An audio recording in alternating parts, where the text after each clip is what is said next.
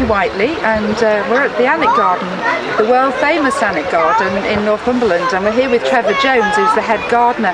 Trevor, you've been using Strulch for quite some time now. What do you think of it? We find it's a great product.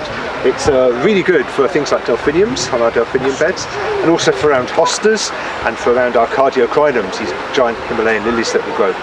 I find the texture is really good because one of the great benefits is that slugs don't like to crawl across it, so we get no damage on our delphiniums or our hostas. As well as that, it keeps the moisture in the soil, and we find that at the end of about 2 years we'll dig it in, which improves the structure of the soil, and we find that earthworms just multiply in it, so it's good all-round soil conditioner.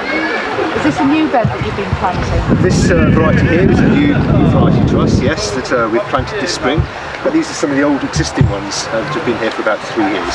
You can see how well they grow. Do you find it makes a difference with watering? It does. We don't actually water these beds at all.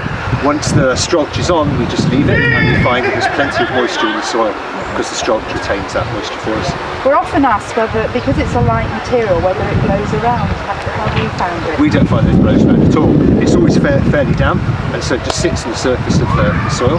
And this, although this is a wall garden, it is quite windy. We get the wind coming through the garden, and we don't find any problems with it at all.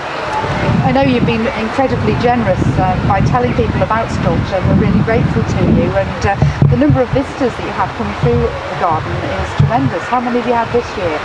Well, last year, just for total numbers, we had 750,000, and so when we're up working here, part of our role as gardeners is to link up with visitors and to answer questions, and nearly everybody wants to know what this is that we've put on our beds, and they just are amazed that there's no slug damage on the hostas.